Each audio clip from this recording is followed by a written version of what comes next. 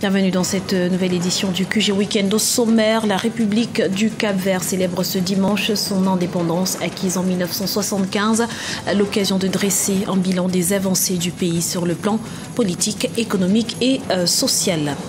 La Cour pénale internationale salue les progrès de l'enquête sur les violences meurtrières du 28 septembre 2009 au stade de Conakry en Guinée. À ce jour, plusieurs responsables ont été écroués. Et puis, gros plan en fin d'édition sur la styliste congolaise Lydie Bellingoumou. En 14 ans de carrière, elle a su se faire un nom dans la mode africaine grâce à un savant mélange de textures. Mais avant de développer ces titres, les modalités de mise en œuvre de l'accord de paix se précisent au Mali.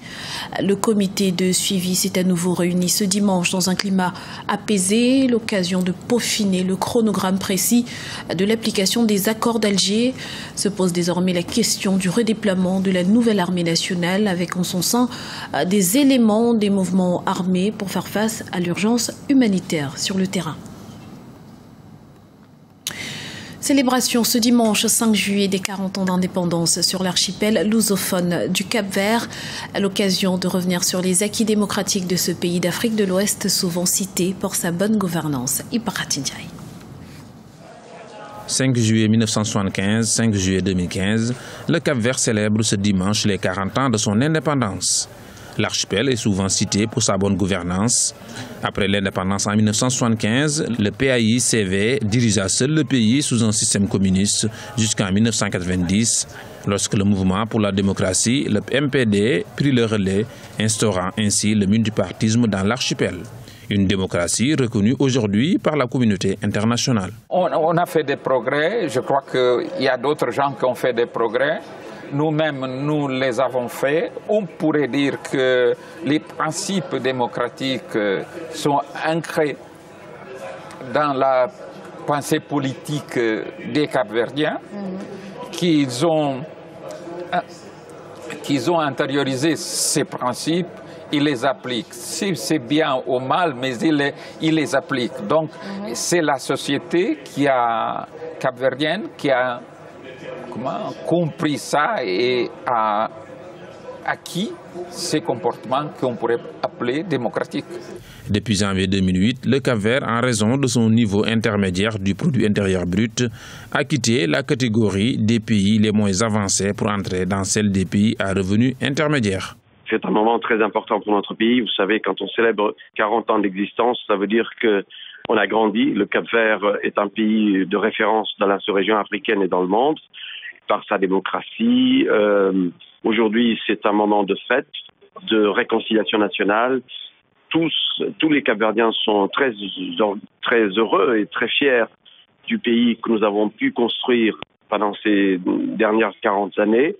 Et on a encore de nombreux défis devant nous, notamment le défi de la consolidation de la démocratie, des institutions, mais le Cap-Vert est sur la bonne voie. En tant que parti d'opposition, le MPD contribue à ce que le Cap-Vert soit de plus en plus indépendant et surtout un pays démocratique et qui respecte les droits humains et qui travaille pour le développement de son peuple et pour la consolidation des institutions et de la démocratie.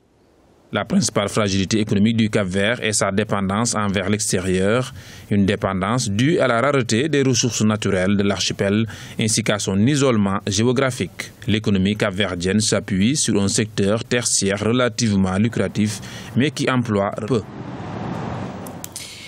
En Guinée, l'enquête sur les massacres du 28 septembre 2009 au stade de Conakry va bon train, si bien que la Cour pénale internationale se dit satisfaite. Il faut dire qu'à ce jour, de nombreuses personnalités de haut rang ont été inculpées et des centaines de témoins ont été auditionnés. Le point tout de suite avec Emmanuel Miimono. La Cour pénale internationale suit de très près l'enquête sur les massacres de manifestants au stade du 28 septembre de Conakry. La procureure de la CPI a achevé samedi 4 juillet une visite de travail dans le pays afin de s'enquérir de l'état d'avancement de la justice sur cette affaire. Le bureau de Fatou Bensouda attend de la justice guinéenne l'organisation du procès des accusés présumés de ce massacre qui a coûté la vie à plus de 150 personnes. Pour les victimes et parents de victimes, les auditions et inculpations faites dans le cadre des enquêtes sont un signe encourageant. Elle a trouvé que le pool de juge est en train de travailler. Donc elle est satisfaite de tout ce qui est fait. Et nous victimes aussi, nous voyons qu'il y a des inculpations qui sont là. Et il y a eu près de 400 et quelques victimes qui ont été entendues. Nous estimons que ça va avancer et ce que nous demandons, c'est de continuer l'audition. La justice guinéenne a déjà procédé à l'inculpation de plusieurs hauts gradés de l'armée responsables de la junte militaire au pouvoir. Le capitaine Moussa Dadis Camara, chef de l'État au moment des faits, a aussi été entendu en qualité de témoin dans cette affaire. Depuis que l'ex-chef de la junte a annoncé son retour en politique, sa présumée responsabilité dans ces massacres cristallise le débat. Les avocats des victimes se félicitent du travail déjà effectué par la justice guinéenne en vue de faire la lumière sur cette affaire. Nous apprécions hautement le niveau d'avancée du fait que plus de 400 victimes se sont constituées partie civile et que 14 personnalités de l'ancien CNDD ont été inculpées. La visite de Mme Bensouda amène les victimes à estimer qu'elles ne sont pas abandonnées et qu'elles sont accompagnées par le bureau du procureur. La Cour pénale internationale n'est pas encore saisie et n'a donc aucune influence directe sur ce dossier. L'affaire est confiée à un pôle de juges guinéens qui a déjà effectué des avancées notables. Il appartient à ces pôles de juges de poursuivre l'instruction. La présence de la Cour pénale internationale aux côtés de la justice guinéenne est considérée comme une marque d'attention à la tenue d'un procès juste et équitable. Le président Teodoro Obiangema Bazogo poursuit sa tournée à l'intérieur de la Guinée équatoriale. 7e étape à Mongomo, 3e ville du pays, où il a échangé avec les populations sur des questions de développement. Reportage de Serge Kofi, notre correspondant en Guinée équatoriale. Cette basilique, avec cet immense parvis qui ressemble avec des dimensions plus modestes à la place Saint-Pierre de Rome, font de Mongomo une ville célèbre. La capitale de la province du Wolin-Sas, en Guinée équatoriale, s'est très vite modernisée ces 10 dernières années, au point de laisser admirateur tout visiteur. Routes, ponts, édifices, rien n'a été laissé au hasard dans cette ville qu'on dit être le fief des 2 premiers présidents de la Guinée équatoriale. Durant ces dernières années, la ville a bénéficié du programme de développement des infrastructures. Dans ce plan, tous les chefs-lieux de province et tous les districts doivent avoir une série d'infrastructures minimales pour prétendre avoir la Guinée équatoriale que nous voulons d'ici quelques années, qui est une Guinée équatoriale émergente. Ces infrastructures sont celles que met en place le gouvernement sur l'ensemble du territoire national. C'est la modernisation totale du pays sans laisser aucune ville, village ou district.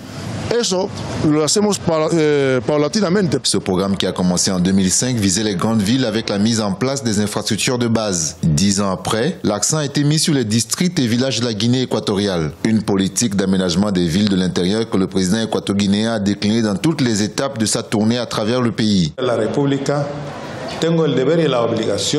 J'ai le devoir de visiter la population de la Guinée équatoriale pour donner des réflexions et des consultations qui pourront conduire au développement du pays.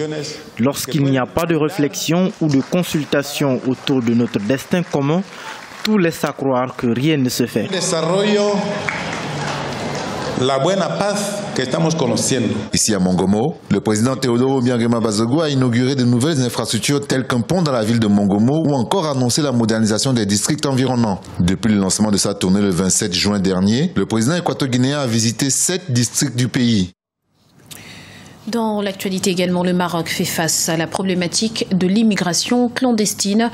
2 Ivoiriens ont trouvé la mort depuis le début de la semaine en marge d'opérations d'évacuation forcée menées par la police à Tanger. Des centaines d'autres migrants d'origine subsaharienne sont toujours réfugiés dans un bois à l'extérieur de la ville, alors que d'autres ont cherché protection à l'église de Tanger. Culture à présent et focus sur Lydie Balingumu, styliste de renom en République démocratique du Congo, juriste de formation. Elle n'a pas hésité à troquer sa toge contre une machine à coudre. Son portrait avec Jacques Amboka, notre correspondant en République démocratique du Congo. Lydie Balingumu, une Congolaise passionnée de la couture et la mode. Styliste, créatrice modéliste, Lydie a derrière elle 14 ans d'expérience qui lui confèrent une grande renommée à Kinshasa, la capitale de la République démocratique du Congo. Très jeune, l'artiste a opté pour la mode au détriment du droit dont elle a acquis un diplôme. C'est une passion pour moi, la couture, la mode et tout. Et mes parents, ma mère, elle a fait, c'était une femme au foyer, elle a fait le foyer, donc la couture. Et moi, le destin m'a rattrapé. C'est vrai qu'aux humanités, j'ai fait la technique coupe et couture.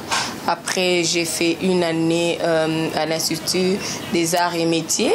Et puis, je suis allée faire le droit.